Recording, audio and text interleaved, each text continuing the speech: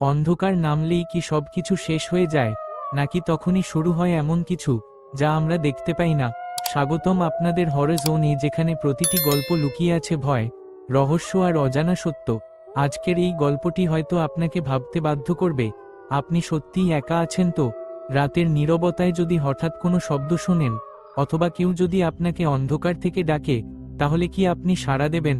সাবধান, কারণ কিছু ডাক আছে যেগুলোর উত্তর দিলে ফিরে আসার পথ থাকে না। তাই আলো নিভিয়ে হেডফোন লাগিয়ে প্রস্তুত হয়ে যান, কারণ এখন শুরু হতে চলেছে একটি ভয়ঙ্কর অভিজ্ঞতা যা আপনার মনে থেকে যাবে অনেক দিন। রাত তখন 11:50। রিয়াদ অফিস থেকে দেরিতে বের হলো। শহরের এক বিশাল আবাসিক ভবনের 9 তলায় সে নতুন ফ্ল্যাট ভাড়া নিয়েছে।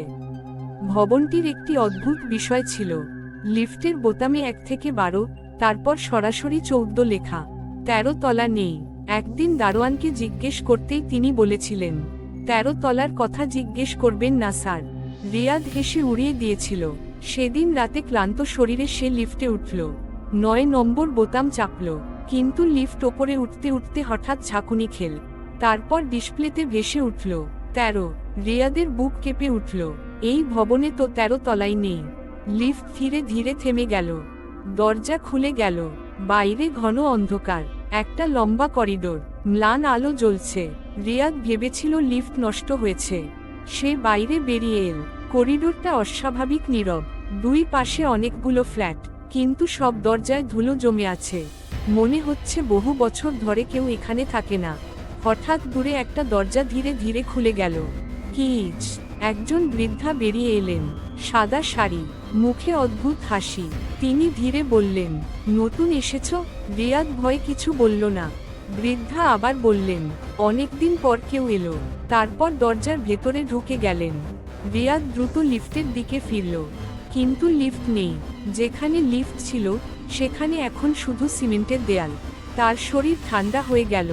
ঠিক তখনই করিডোরের সব দরজা একসাথে খুলে গেল। ধরাম, ধরাম, ধরাম। প্রতিটি ফ্ল্যাট থেকে মানুষ বেরিয়ে আসছে। কেউ বৃদ্ধ, কেউ শিশু, কেউ নারী, কিন্তু সবার চোখ সম্পূর্ণ কালো। তারা একসাথে রিয়াদের দিকে তাকিয়ে আছে।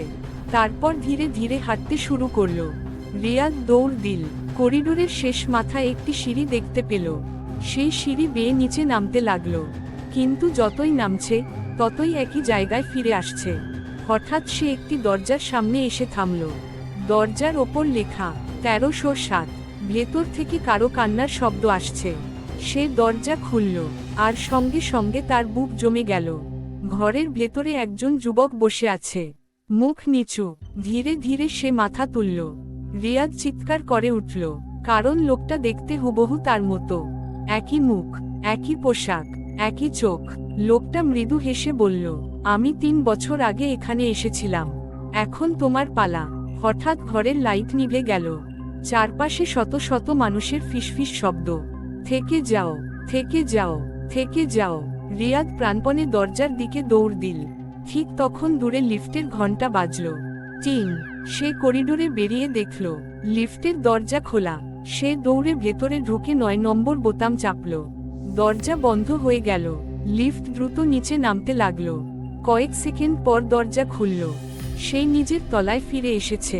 সবকিছু স্বাভাবিক। রিয়াদ স্বস্তির নিঃশ্বাস ফেলল। পরদিন সকালে সে দারোয়ানকে সব বলল। দারোয়ানের মুখ ফ্যাকাশে হয়ে গেল। তিনি ধীরে বললেন, এই ভবন তৈরির সময় 13 তলায় আগুন লেগেছিল।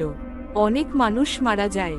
তারপর সেই তলাটা বন্ধ করে দেওয়া হয়, কিন্তু মাঝে মাঝে লিফট ভুল করে সেখানে থামে। রিয়াদ সেই দিনই অন্য বাসা খোঁজা শুরু করল। কিন্তু ঘটনা শেষ হয়নি। সেদিন রাত 12টায় তার ফোনে একটি ছবি এল, অচেনা নম্বর থেকে। ছবিতে দেখা যাচ্ছে 13 তলার করিডোর, আর দূরে দাঁড়িয়ে আছে রিয়াদ নিজেই। নিচে লেখা, আবার দেখা হবে। আজও সেই ভবনের বাসিন্দারা বলে, গভীর রাতে যদি লিফটের ডিসপ্লেতে 13 দেখা যায়, তাহলে কোনো অবস্থাতেই দরজা খুলে বাইরে বের হবে না। কারণ কিছু তলা মানচিত্রে না থাকলেও সেগুলো কখনো পুরোপুরি হারিয়ে যায় না। তো বন্ধুরা, আজকের ভয়ঙ্কর গল্পটি যদি আপনাদের ভালো লেগে থাকে, তাহলে ভিডিওটি লাইক করুন এবং হরর জোন চ্যানেলটি সাবস্ক্রাইব করতে ভুলবেন না। আপনাদের একটি লাইক এবং কমেন্ট আমাদের আরও নতুন নতুন ভৌতিক গল্প নিয়ে আসার অনুপ্রেরণা দেয়।